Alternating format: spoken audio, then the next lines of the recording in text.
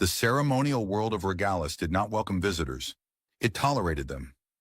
Kieran Wells understood this immediately, not because anyone had told him, but because the planet itself seemed to disapprove of his existence.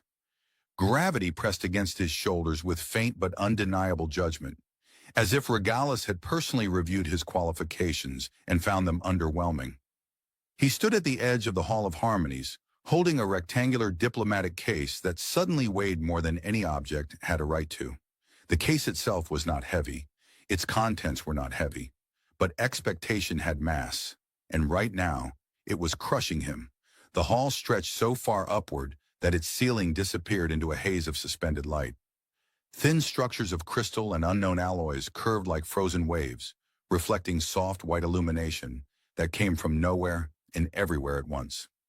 Kieran had spent most of his life inside human buildings, which relied on practical things like lamps and ceilings and electricians who occasionally complained. Regalis did not appear to use electricians or ceilings. The Regalians themselves stood in silent formation along the chamber's edges. At first glance, they could have been human. Their height, posture, and proportions aligned with familiar biology. But their ears gave them away, long, elegant, and slightly curved backward, like delicate antennae sculpted from flesh rather than grown. Kieran had read 73 pages about those ears. He had memorized the cultural significance, the historical variations, and the diplomatic mistakes that had resulted from staring at them too long. Apparently, prolonged observation could be interpreted as an attempt to assess cognitive dominance, which, according to the guide, had once caused an ambassador from the Vega colonies to faint under pressure. No one had been entirely sure why he fainted, but it had been noted in the official records with impressive seriousness. So Kieran did not look at the ears. He looked at the floor. The floor was safer. The floor did not represent interstellar political tension. The floor did not carry 6,000 years of ceremonial tradition. The floor did not have opinions about him. He shifted slightly, careful not to break posture. His uniform, a fitted gray protocol suit embedded with a thin reactive mesh, adjusted automatically to his body temperature. The mesh was a marvel of human engineering. It could regulate heat, resist environmental toxins, and display digital credentials when required. Unfortunately, it could not regulate panic. He inhaled slowly, exhaled slowly. He had trained for this. Protocol officers existed for moments like this. They ensured that meetings between civilizations did not collapse into chaos simply because someone stood in the wrong place or breathed at the wrong time. He was very good at standing in the right place. Breathing at the right time was still a work in progress. A faint vibration passed through the floor beneath his boots. Not a tremor, not instability, movement. He resisted the instinct to look around. The Regalians had begun to shift, not visibly, not in any way a human observer would immediately recognize. But something had changed. Their stillness had become more deliberate, which meant she was coming. Queen Ella. Kieran had never seen her before, only images, still projections that failed to capture presence. Presence was something no recording could fully preserve. He became aware of his hands. They were gripping the diplomatic case too tightly. He loosened his fingers slightly, then tightened them again when he realized he had loosened them too much. This was not ideal. Somewhere behind him, one of the human delegates cleared his throat quietly. It was Ambassador Renwick. Renwick had been calm all morning, which Kieran found suspicious. Renwick was never calm. He was a man who believed stress was a form of productivity. "Steady," Renwick whispered, not moving his lips. Kieran wondered how Renwick could whisper without moving his lips. It seemed biologically unfair. "I am steady," Kieran whispered back, also without moving his lips, which made him feel briefly accomplished. "You look like you're negotiating with gravity." "I am," Kieran replied.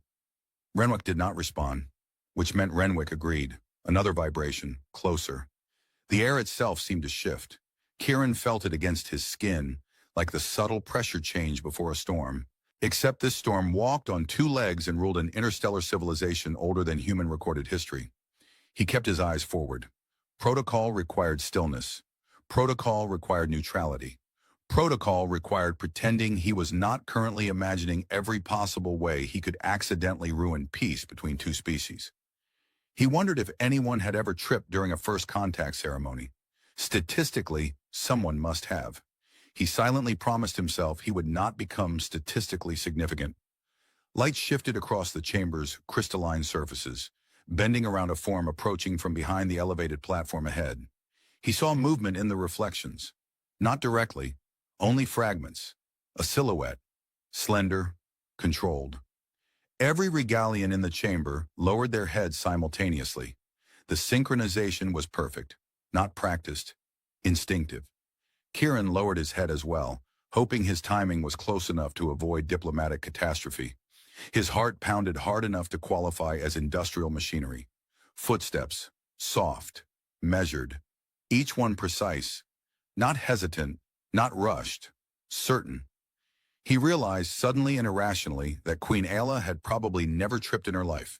He resented her slightly for that. The footsteps stopped. Silence followed. Not empty silence. Expectant silence. The kind that waited to see what you would do next. Kieran stared at a single point on the floor, focusing all of his attention on not existing incorrectly. He wondered what she saw when she looked at them. Not the diplomats, not the uniforms, the individuals. Did she see nervous systems firing too fast? Did she see fear? Did she see him? He hoped not. He hoped he was professionally invisible.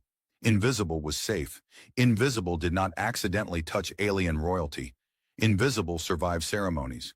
He adjusted his breathing again, slower now. Somewhere above, unseen systems hummed softly, maintaining the delicate atmospheric balance required for multi-species coexistence. Regalis did not make mistakes. Regalis did not improvise. Regalis endured, and Kieran Wells, junior protocol officer, stood at the fragile intersection between two civilizations, praying quietly to every human engineering standard ever invented that nothing unexpected would happen. He had no way of knowing that in a few moments something very small would move, a single sheet of paper, and everything would change. Kieran did not intend to look at her. In fact, he intended very strongly not to look at her. He intended to become a model of professional invisibility, a living demonstration of protocol perfection, a man so diplomatically correct that historians would forget he had ever existed. Unfortunately, human biology had its own priorities. His eyes moved. Not fully, not directly. Just enough to register her presence in the reflective surface of the crystalline floor. It was worse than looking at her directly. Reflections allowed imagination to fill the gaps. She stood on the elevated platform at the center of the Hall of Harmonies, perfectly still. The ambient light of Regalis curved around her, drawn to her silhouette as if obeying laws of physics Kieran had never studied. Her form was slender, but not fragile. There was nothing decorative about her presence. She did not appear to exist for observation. She existed because the universe had made room for her.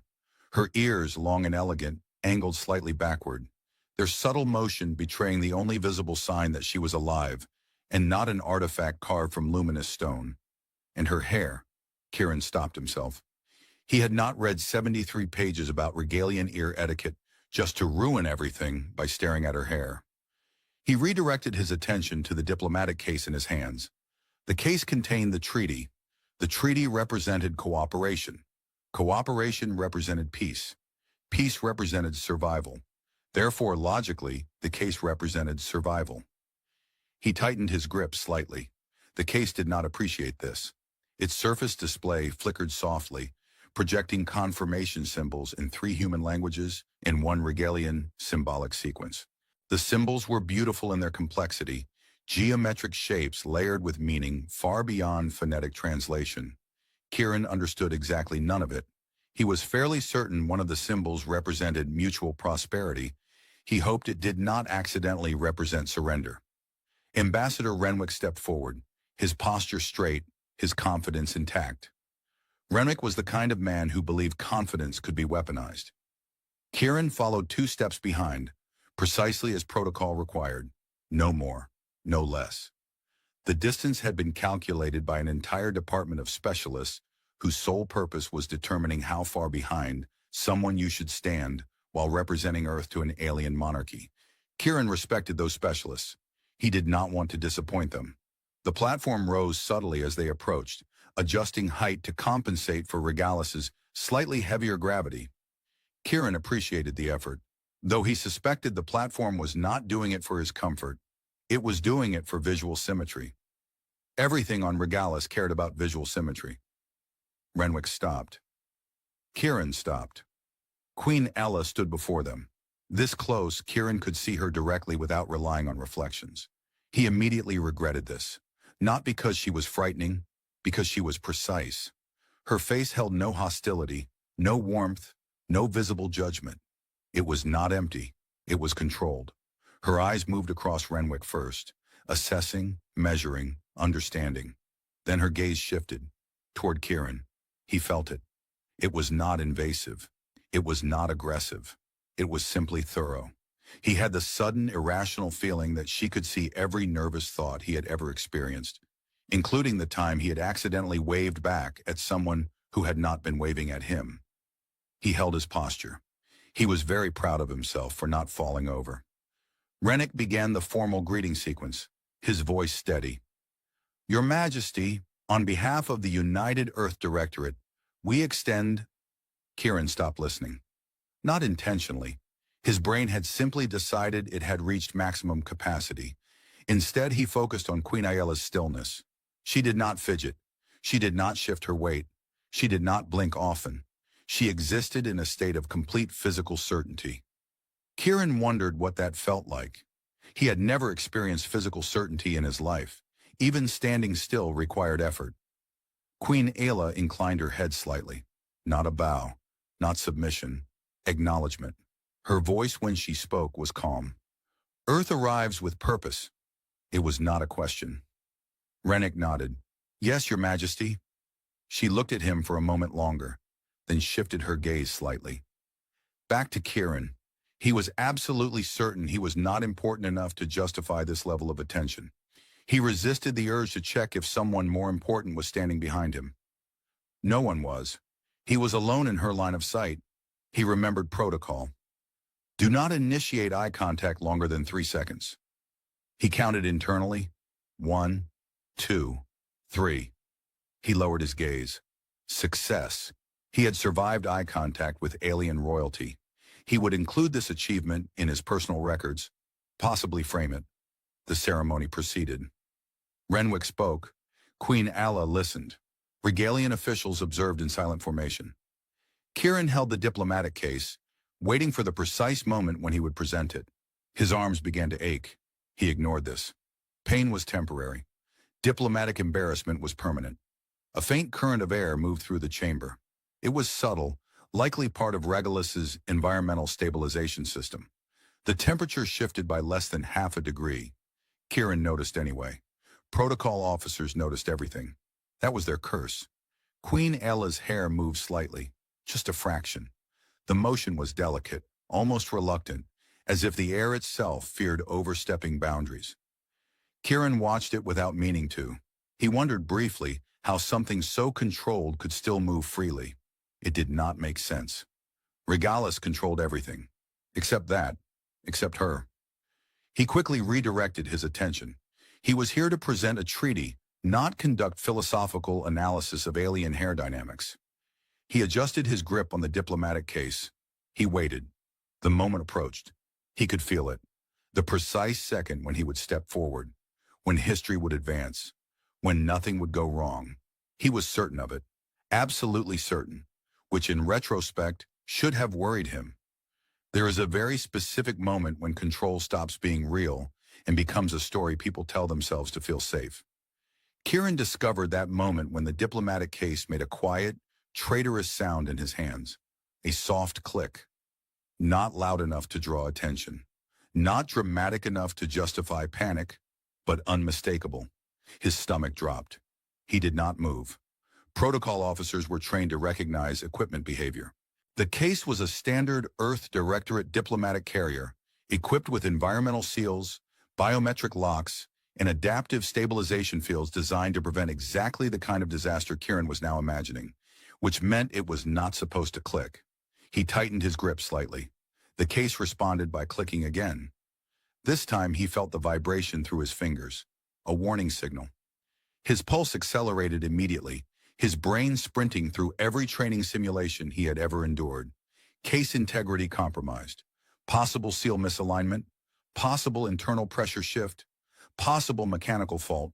Possible career termination. He resisted the urge to look down at it. Looking down would draw attention. Drawing attention would create focus. Focus would create observation. Observation would create questions. Questions would create consequences. Instead, he kept his gaze neutral, fixed somewhere near Queen Ella's shoulder, a location that had been carefully calculated to avoid both disrespect and emotional engagement. His hands, however, were beginning to sweat. The case detected this. It beeped softly. Kieran wanted to die. Not dramatically, not violently, just quietly disappear from existence in a way that did not inconvenience anyone.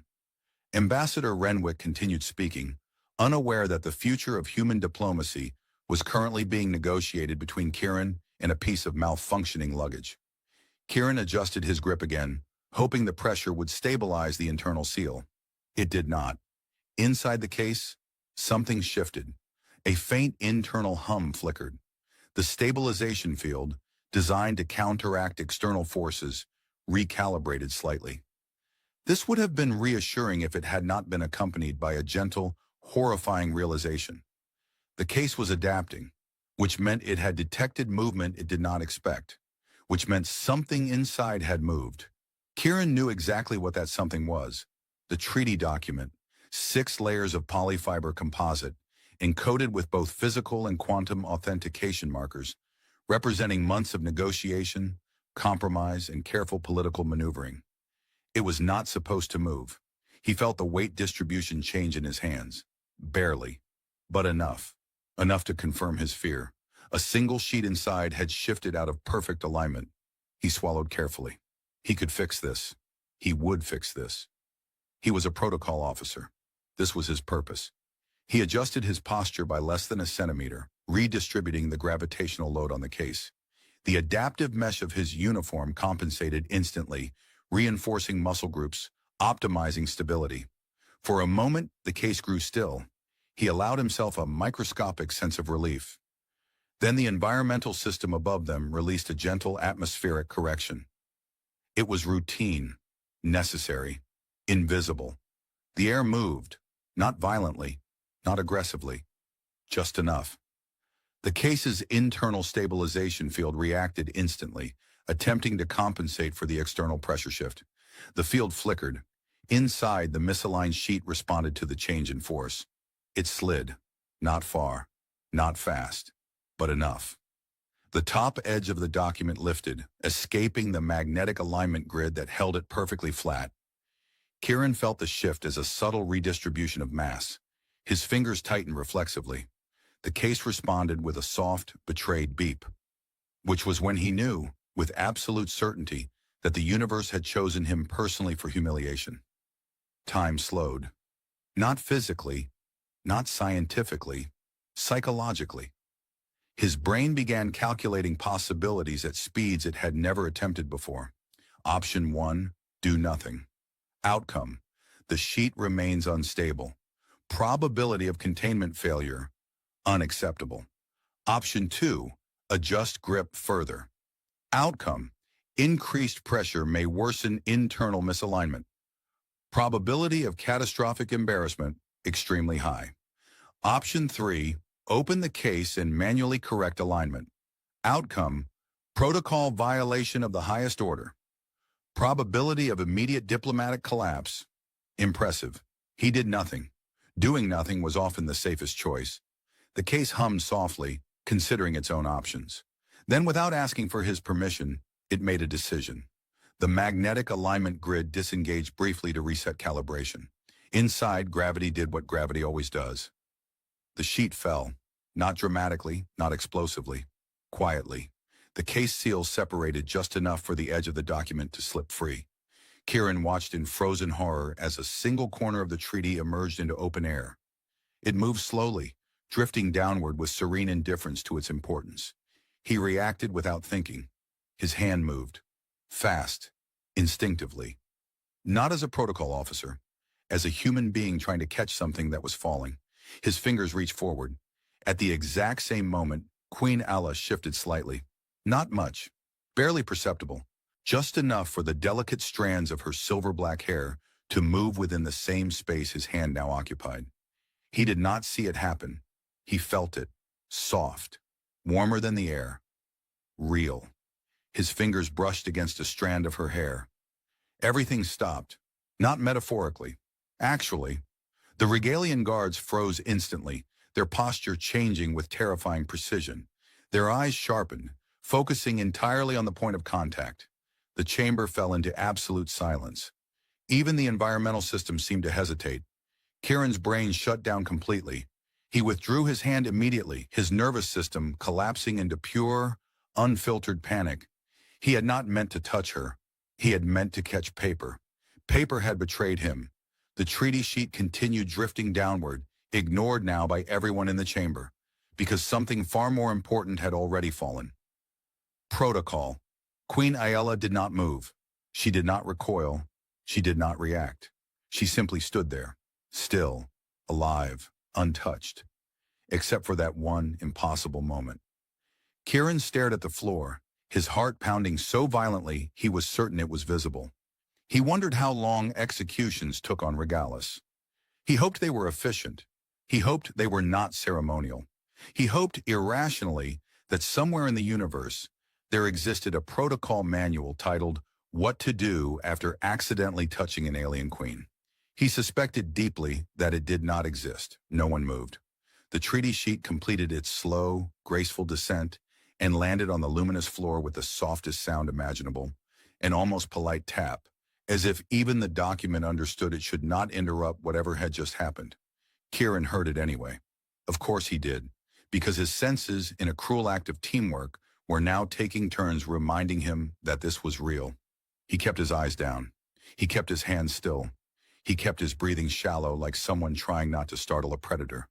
Somewhere in his mind, a small, irrational voice insisted that if he remained perfectly motionless, everyone might forget he existed.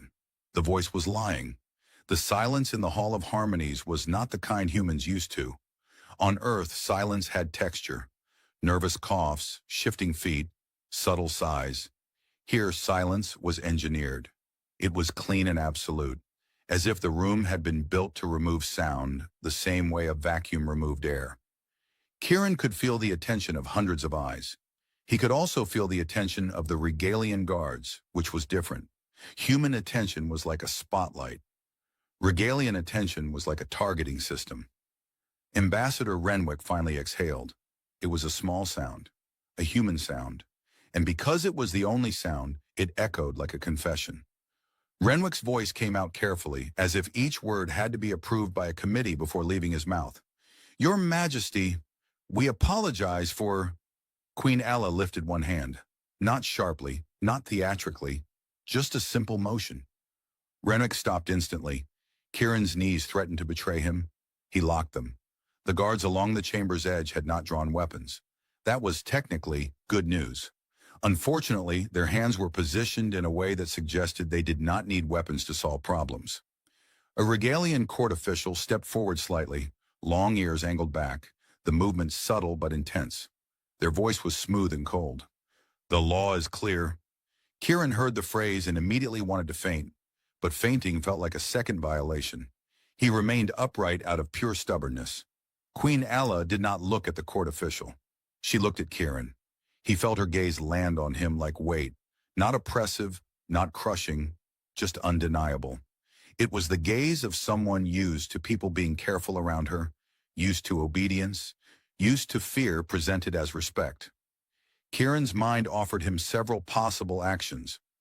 Option 1, apologize repeatedly until he became vapor. Option 2, speak truthfully and risk becoming vapor anyway. Option 3, attempt to reverse time using advanced human technology, which did not exist. He chose option 1 because it was the only one available to a man with no access to time manipulation.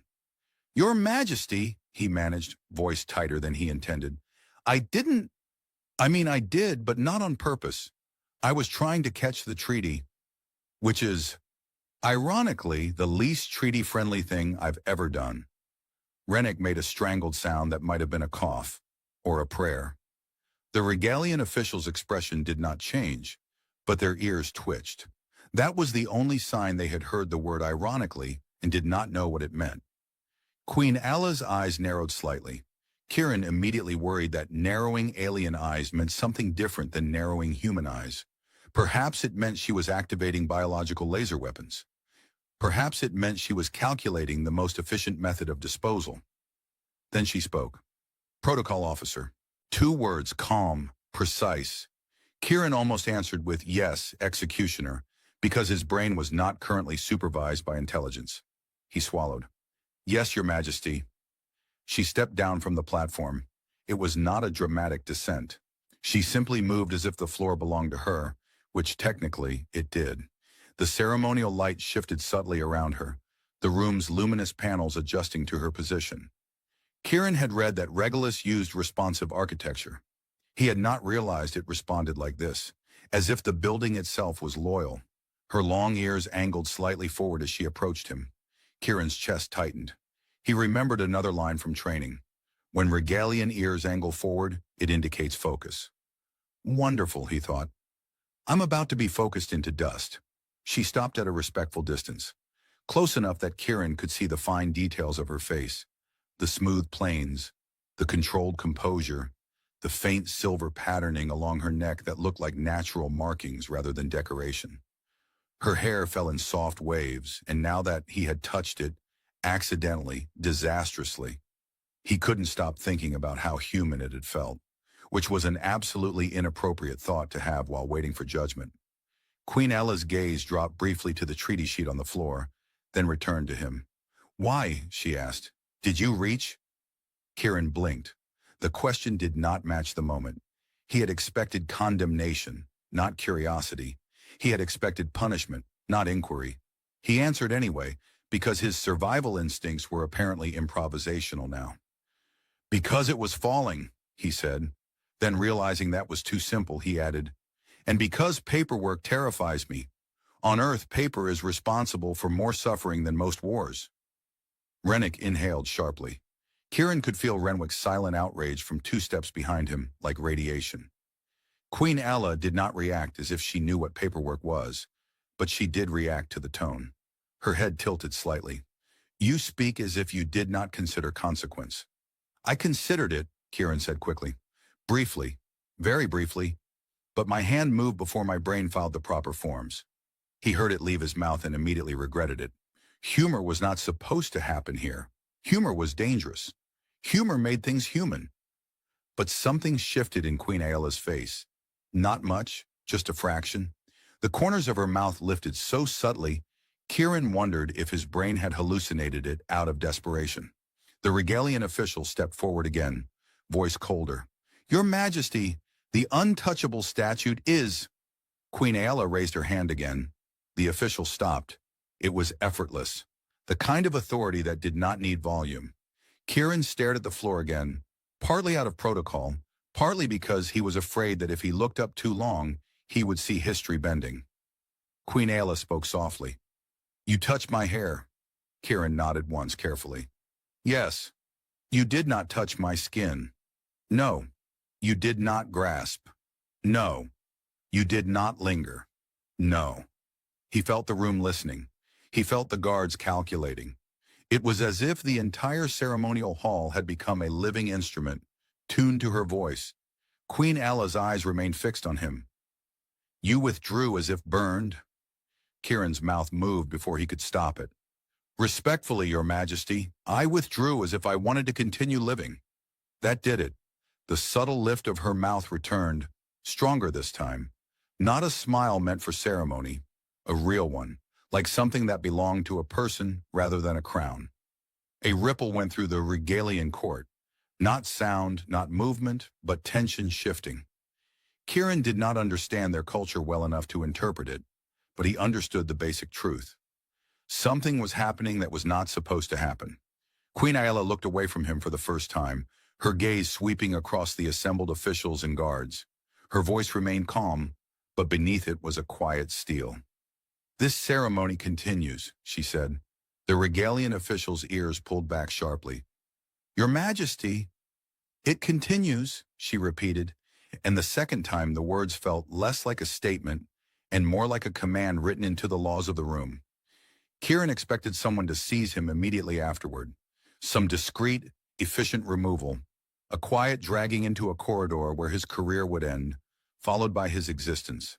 Instead, Queen Aella turned back to him, and in a tone so soft it almost felt private, she said, "After the signatures, you will remain." Kieran's blood went cold. Remain meant many things. Remain could mean questioning. Remain could mean exile. Remain could mean a very creative execution method involving ceremonial architecture. Yes, Your Majesty, he said, because there was nothing else to say. She stepped back toward the platform, her movement smooth, controlled, and yet different now, as if she had deliberately shifted one piece on a board and was curious to see what the other pieces would do. Rennick leaned in behind Kieran, lips barely moving. "What did you do?" Kieran whispered back. "I fought gravity, paperwork, and ancient law simultaneously. Gravity won." Rennick's jaw tightened. "Try not to fight anything else." "I will do my best," Kieran murmured, "but I can't guarantee the air conditioning won't declare war." The ceremony resumed. Voices returned. Movements restarted. But nothing was truly normal again, because every being in the Hall of Harmonies had just witnessed something impossible. The Queen had been touched, and she had not punished the one who did it. Kieran stood in his assigned position, holding a now properly sealed diplomatic case with the careful tenderness one might reserve for a dangerous animal.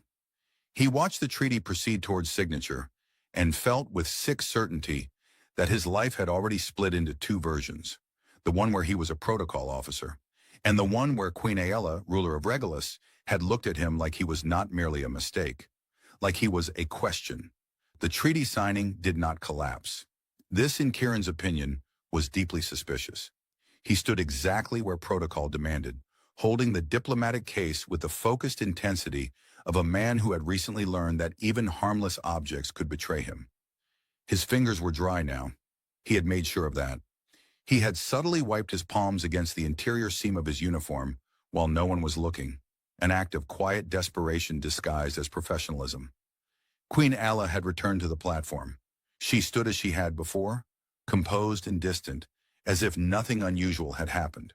But Kieran knew better. He could not explain how he knew. He simply did. Ambassador Renwick extended the treaty document. This time, Kieran did not assist. This time, he allowed gravity and destiny to negotiate without his involvement. Queen Aella accepted the document with deliberate precision. Her fingers, long and steady, held the polyfiber composite sheet as if it were something fragile, though it was engineered to survive atmospheric re-entry. Her eyes scanned the surface.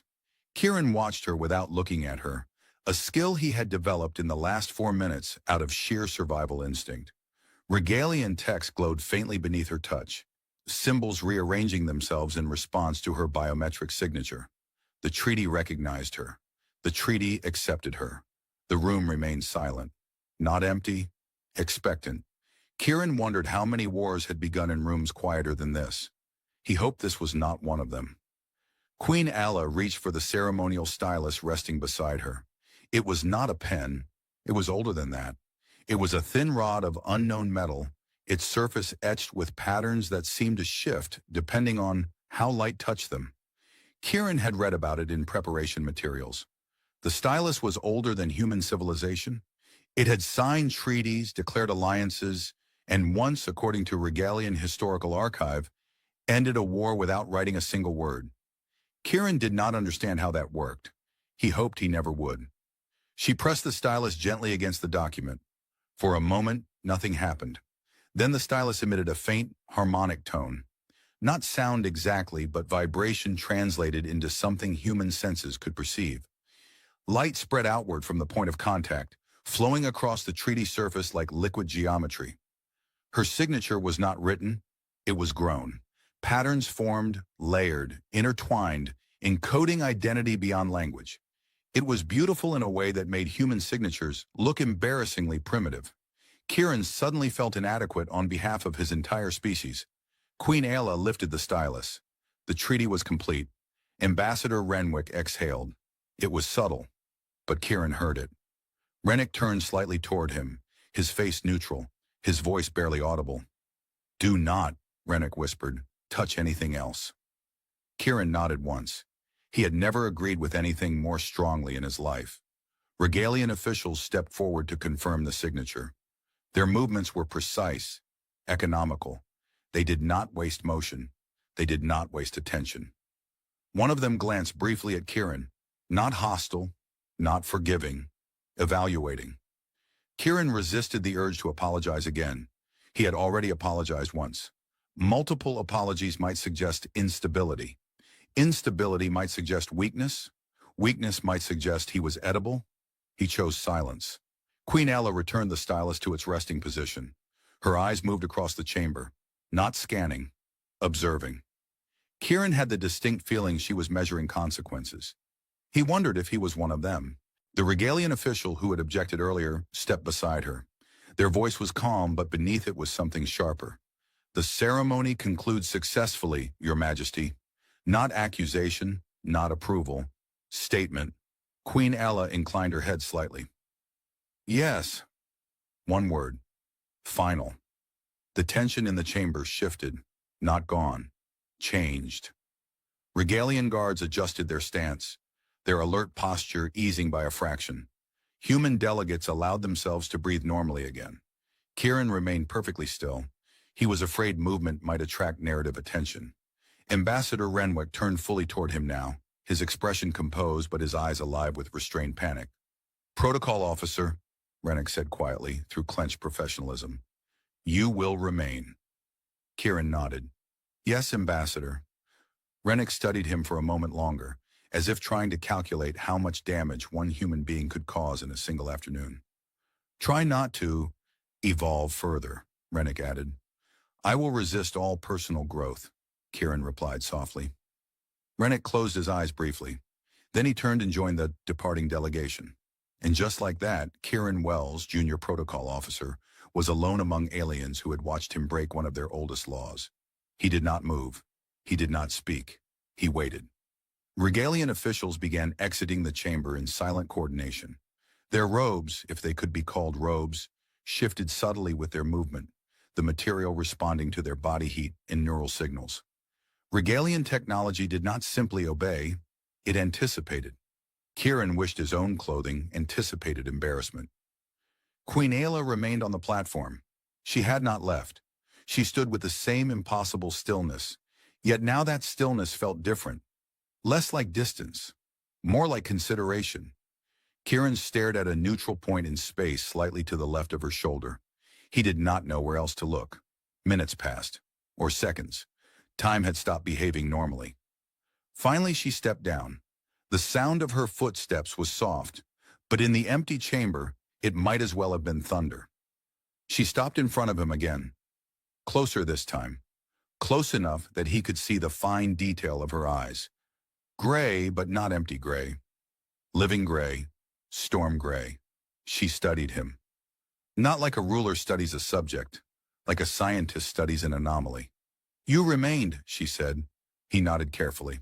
"You told me to." Her ears shifted slightly at that. He had no idea what it meant. Most of Regulus had emptied behind her. The guards remained, but they stood farther back now, observing, ready. He wondered if they had names. He wondered if they were bored. He wondered if they had ever touched their queen by accident and survived. Probably not. Queen Ayla's gaze moved to his hands. He froze instantly. Had he done something wrong again? His hands remained at his sides, perfectly still, perfectly harmless. "You fear them," she said. He blinked. "My hands?" "Yes." He considered lying. He decided lying to alien royalty was an advanced mistake. "Yes," he admitted. Her head tilted slightly. "They obey you."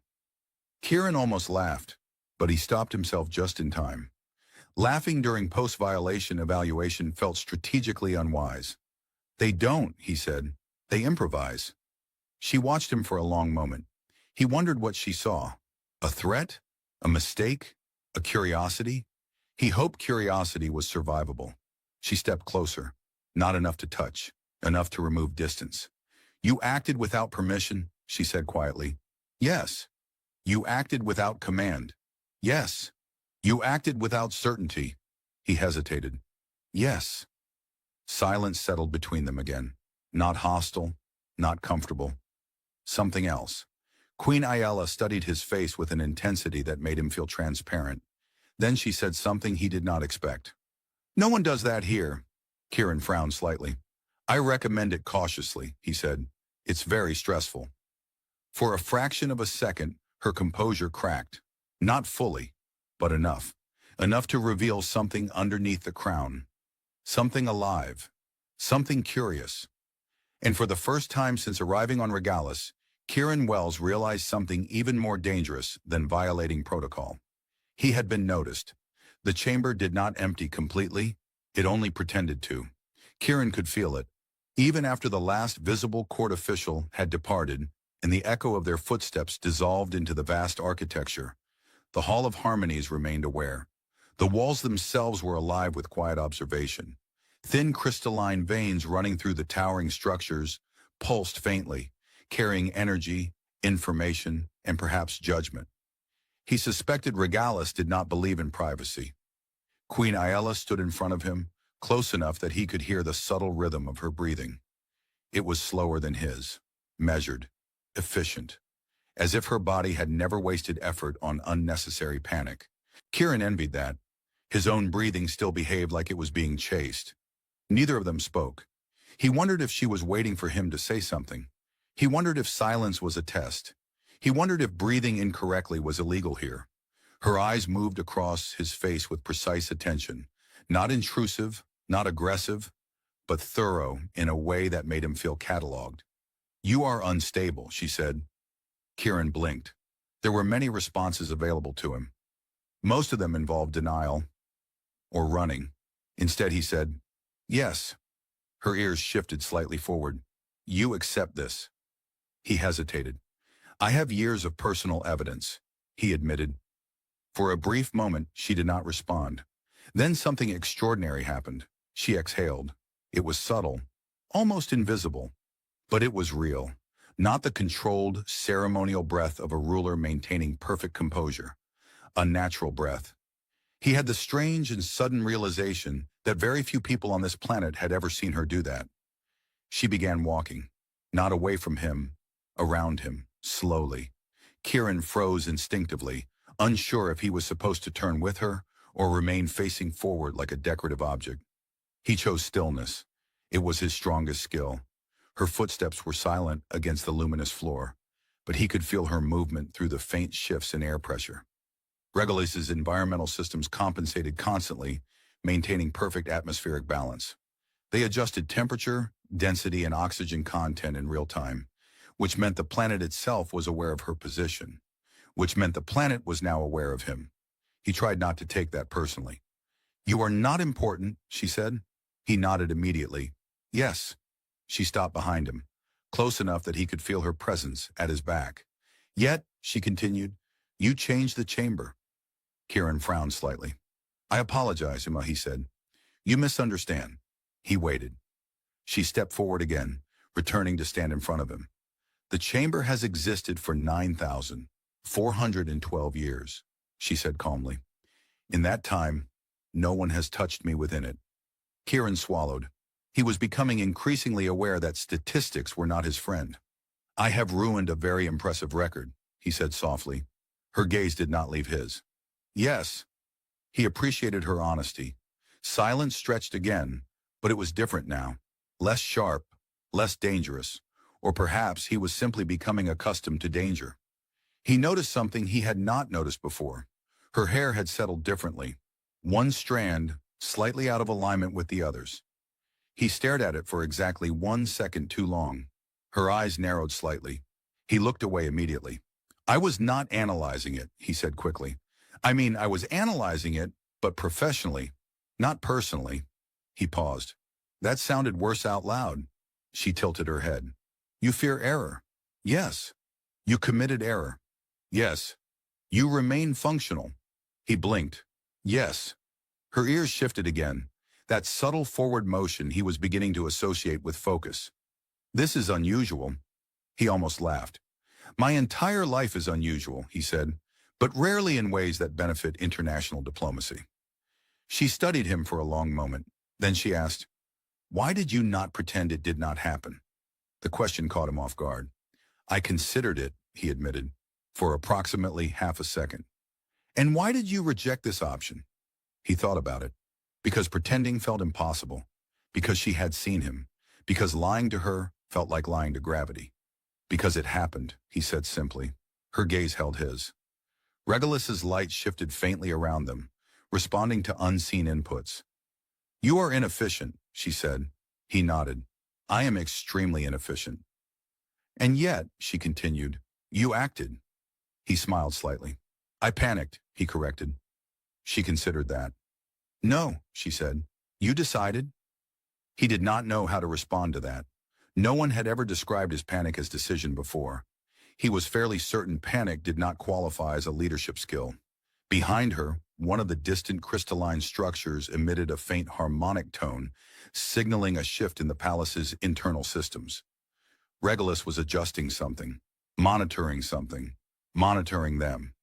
He suddenly became aware of how close they were standing, not touching, but close enough that he could see the subtle movement of her pupils as she observed him. Close enough that protocol was no longer a comfortable shield.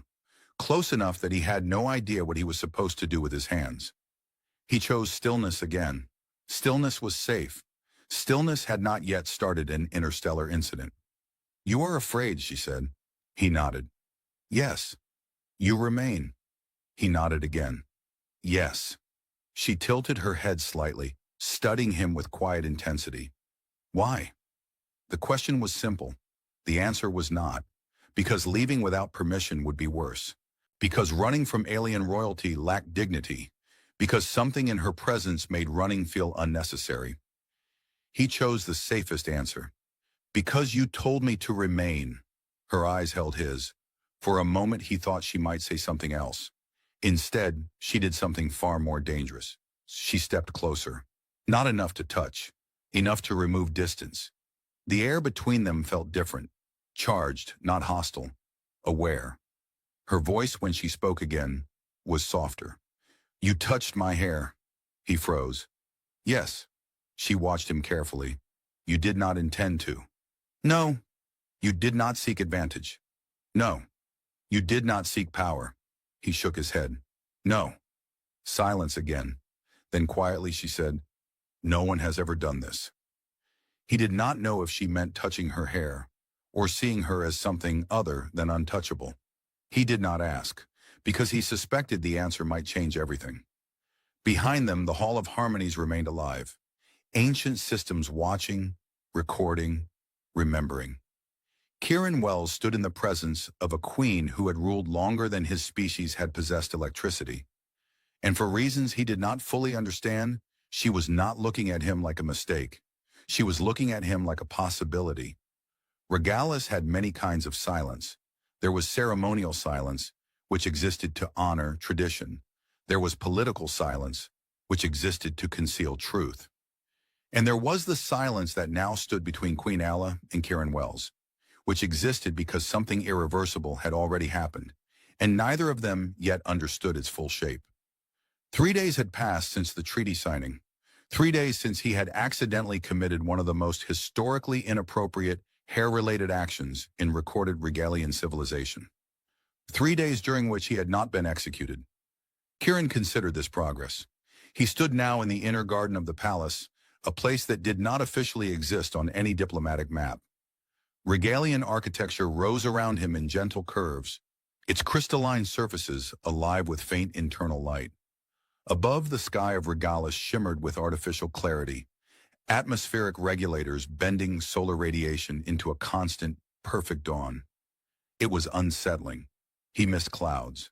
Clouds made mistakes. This place did not, except apparently for him. He stared at a structure growing from the garden floor, a tall, slender formation that looked like glass but pulsed faintly with organic rhythm. It was a memory tree according to the palace archives. It did not grow from soil. It grew from encoded historical data, each pulse representing events stored within its crystalline lattice. Regalis remembered everything. Kieran wondered if it would remember him as a diplomatic catastrophe or an amusing footnote. Footnote felt safer. Behind him, he heard her footsteps. He did not turn immediately, not because of protocol, because he no longer needed protocol to tell him she was there. "You returned," Queen Ella said. He smiled faintly. "You told me to remain." Her ears shifted slightly, a motion he had learned to recognize as acknowledgement. He turned then. She stood without ceremonial attire, without crown or escort. Her clothing was simple by regalian standards, fluid material that shifted gently with her movement, responding to neural signals rather than gravity. She looked less like a queen, more like herself. He realized suddenly that this was the first time he had seen her without the weight of the Hall of Harmonies pressing against her existence. "You are still afraid," she observed. He considered denying it. He did not. "Yes." She stepped closer, her gaze steady. "But you remain." He nodded. "Yes." This time the answer felt different. Not obedience, choice. She studied him with the same quiet intensity she had shown since the moment everything had changed. "You have altered outcome," she said. He frowned slightly. "I dropped paperwork," he corrected. She ignored that. "The untouchable statute existed to preserve distance," she continued. "Distance preserved authority. Authority preserved control." He listened carefully. "You removed distance," she said. He shifted his weight. "Accidentally." "Yes." Silence followed. Not empty, reflective. "For 9,000 years," she said quietly, "no one has touched the queen." He resisted the urge to apologize again. "You did," she continued. He waited. And nothing ended. He blinked. It was such a simple statement, such an enormous realization. Nothing had ended. The palace still stood. The treaty still held. Regalis still endured. The universe had not collapsed because one human had acted without permission. He felt something inside him shift, not relief, understanding. "You were never fragile," he said before he could stop himself. Her eyes sharpened slightly. "No," she agreed. They stood in silence, the memory tree pulsing softly beside them, recording without judgment. He realized he was no longer thinking about his hands. He was no longer thinking about protocol. He was thinking about her, not as a queen, as a person who had lived inside a system designed to prevent contact. "You asked me why I reached," he said. She nodded once. "Yes." He looked at his hands briefly, then back at her. "Because it felt wrong to let something fall when I could stop it." She considered that. "Even if the law required it?" "Yes." Her gaze held his. "And now?" she asked. He hesitated. "Now," he said slowly, "I understand that some laws exist to protect people." He paused. "And some exist to protect distance." She stepped closer, close enough that the air between them shifted. "You have changed," she said. He smiled slightly. "I've had an educational week." Her mouth curved faintly in response. Not ceremony, not performance. Real. For the first time since arriving on Regalis, he did not feel like an anomaly waiting to be corrected. He felt like someone who had survived contact with something larger than himself. Not untouched, changed. Behind them, the palace systems hummed softly, ancient and aware. The memory tree pulsed again, storing this moment among thousands of years of perfect, untouchable history. Except now, history was no longer untouchable. Queen Ella stepped even closer, not by accident, by choice. "You no longer fear your hands," she observed. He looked down briefly. She was right. He didn't. "They are still dangerous," he said carefully. Her ears shifted forward slightly. "Yes," she agreed. He met her gaze. "So are you." Silence. Then something remarkable happened. She did not step away. She remained, not queen and subject, not ruler and mistake. Two beings standing at the fragile intersection between tradition and change. The distance between them existed, but it no longer ruled them.